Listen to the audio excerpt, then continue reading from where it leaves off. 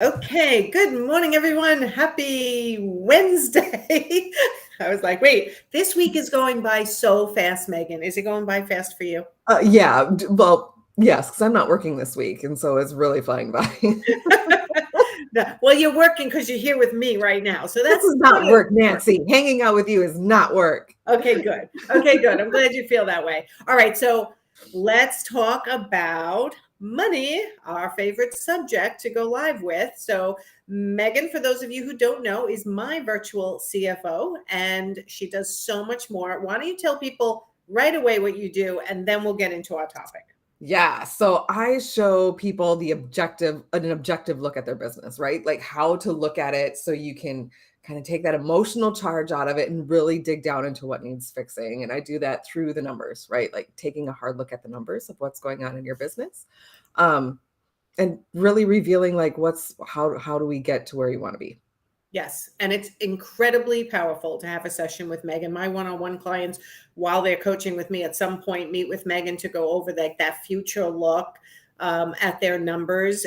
So let's talk about what people need to know, what entrepreneurs need to know about their weekly and monthly numbers. What do they need to know? Yeah, so that's actually what been the theme of a few of the clients that I've been working with the last couple of weeks is like, well, what are the things like if I could boil this down and know these few things, what do I need to make sure that I'm seeing? Some of them are like they're DIYing their books and the questions start a little like, well, do I need to reconcile? And so instead of like asking about what is the thing that I need to know. They're asking more about like the mechanism and how the mechanism would function. So I want to pause and make sure that it's like you don't reconcile so that your CPA has a clean set of books or whatever. We reconcile because there's a piece of information that we want out of that, right? Like we want to know how much money is ours. Like, like if I'm paying myself out of my business, which you should be paying yourself out of your business, how long can I pay myself? That's one of my most important things for me personally. When I look at my bank accounts, like, oh, 6 months, I'm good. I'm good. Anything over 6 months, oh look, we get a little bonus. That's one. Like, am I okay? Am I going to be okay? Can I Are pay you going to be okay? Meaning, what do you have in the bank? How much of it is actually yours, not just passing through your business to Mhm. pay a company for product that you may have purchased on a client's behalf? Where your business is coming from in the future, how much you need to keep your ship alive and floating as opposed to sinking, all those kinds of things. Yeah. Yep. Yep. But in a way that's like, like I don't have to spend 8 hours to gather that data. I can look and go see and answer those questions for myself. And how do I set this up so it's handy, right? So I can like profit first. I can go look at my owner pay account and be like, yep, there's 6 months in there. I'm good. 6 months of owner's pay or six Well, months of operational for me, for expenses? me, for its owner's pay operations, I don't need that much. I don't need more than 2 months of OpEx for me personally. But Okay. I know that, right? And the other thing is like, how much work do I have yet to do? I want to know, I want to know, am I booked out through the end of August? How far, or am I like in 2 weeks, am I going to be looking around and going, I need some work? I want to know what projects are on my docket, how long they're going to take, and that I have the resources lined up to take care of it. Very hard to do for certain businesses, right? So I coach Mhm. many kinds of service-based businesses, but when it comes to the interior designer specifically, so hard for them to tell right now how long a job's going to take because of the supply Yes. chain issues Yeah. and clients changing their mind and contractors juggling multiple jobs at the same time and disappearing and coming back on. So I'd say for the interior designers who are listening, this is not an easy task all the time.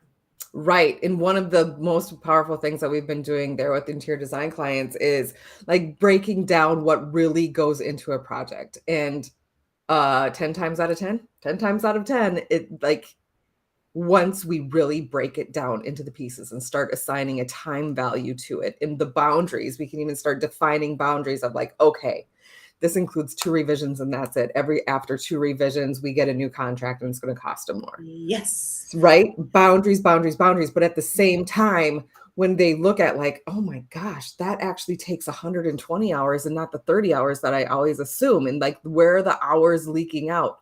And how much time does it actually take versus what you think it has been taking or should be taking? Once you break it down into pieces, it's really mind blowing.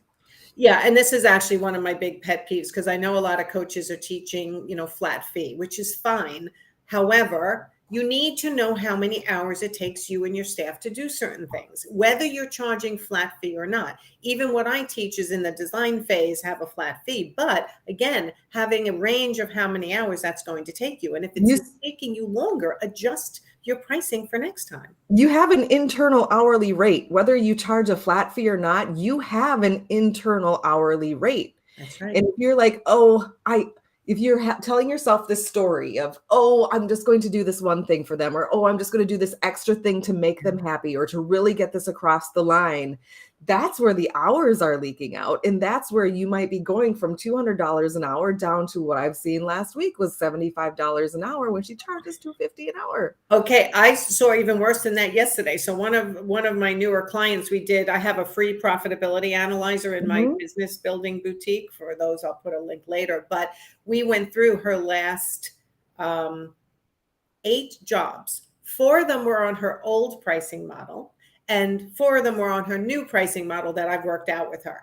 On her old pricing model, literally negative $38 an hour in one of the jobs. Oh, it really hurt, right? And then on her newer jobs, we're still not up to the $250 an hour that she is a $250 an hour designer, like you said, the internal rate. But that doing the profitability analyzer and really knowing the numbers helped us now go to her process. Like, is she taking too long sourcing? Is her staff taking too long sourcing? And we're able to now really manage the business based on the numbers, which is what you always say. Yeah. And just knowing the different pieces of it, right? Like you might think that you're using 3 hours to prepare a presentation. But it turns out that little sourcing part of it, where you're back in the catalog room, is much more than that. There was another client where it's not interior design, where we broke down like by hour. She ran a cafe, and just to be able to see that anytime that she's open past 1 o'clock in the afternoon, she's losing $50 an hour in the afternoons. Interesting. Like, there's so much freedom in there for her to find, right? Like, I don't have to be open after 1 o'clock.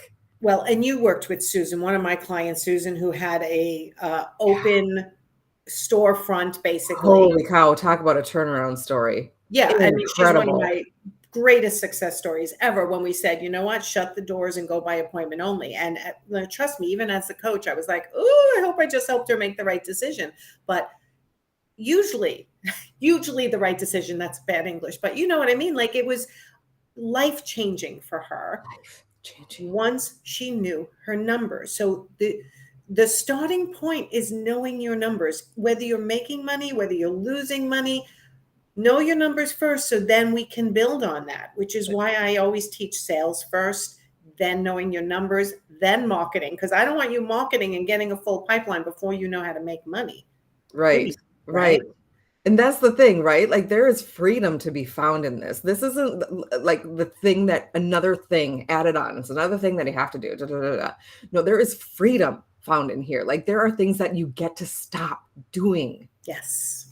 It's true. Once you figure out where your money's really coming from, where your hourly rate is actually being achieved, what you're giving away for free and why, and making adjustments to your process, it is freeing to understand how to run your business the right way, focusing 80% of your time on the money-making things and 20% of your time on the non-money making items. So on a weekly basis, what do they need to know?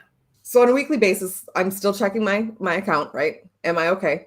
On a weekly basis, I also want to know, like, hours. If I have a staff, especially if they're billing out hourly, I want to make sure I am on top of it. I'm not waiting for the end of the month to review hours and to go through and see if people are on track. Like, 12 times a year is not enough for that.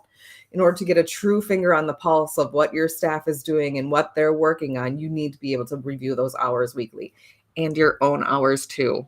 Track your hours. Check your hours. I like to bury my head in the sand for that one, but it's definitely beneficial too. Yes. So, like, what are people working on? And there's learning opportunities in there, because that's when you're also communicating with your staff and being like, what went right? Like that, sometimes people are only paying attention so heavily into what went wrong, where they need help, that type of thing. Yes. But what is going really well? what's going right, and let's make sure to identify it, honor it, and so we can have more of that. Yes. And I So recommend if you have a weekly staff meeting with yourself or with others, go over the wins for the week. yes.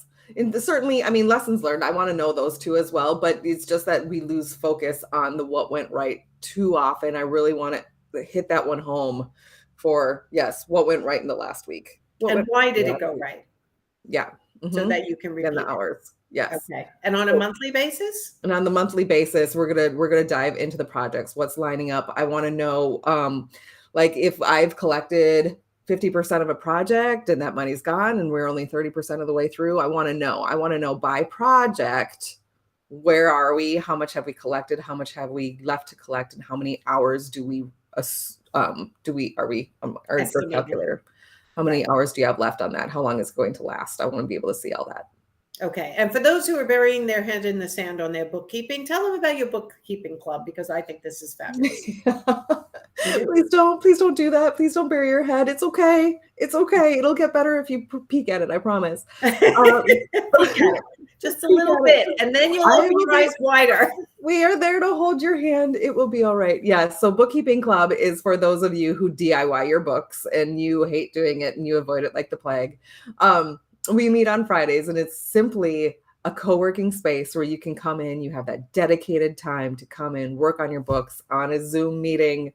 I'm in the background looking at reviewing your work just to make sure that things are going smoothly, that there's nothing that needs to be fixed, and that things are really flowing for you.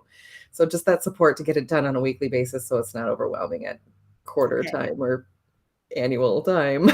Well, I was going to say, nothing will make your relationship with your accountant better than working in the bookkeeping club with Megan, because when you keep up on your bookkeeping, everything goes smoother. You get less annoyed with your accountant because you're actually doing your job and not expecting them to do it for you. And your tax bill is way smaller by ginormous factors. Yes, it saves you money that if your accountant doesn't have to have their staff go in and clean up what you didn't do because you've been doing it an hour a week, the most, really. Yeah. Well, it really takes. It's going to make you understand your numbers better. You have Megan in the background, so it's a no-brainer for those of you who are doing your books yourself and you're in QuickBooks and you don't understand. Do you do Xero also? Mm-hmm. Okay. And Studio Designer and design files. Oh, and wow. And yeah. Ooh, that's a task. Okay. So Megan, do me a favor, go in after and put your bookkeeping club link in the description of this live. Okay? Will do. I can write myself a reminder every time. All right. Stop partying with your friends and get back to work. The rest of us are working. I'm just kidding. We all need our breaks. I'll get there Thursday afternoon. I'll get back to work. Okay. All right. Well, enjoy yourself. Everyone, go have a great Wednesday, and we will see you next time on our little money management live here. All right. Thanks, Megan. Thank you, Nancy. Bye, everyone.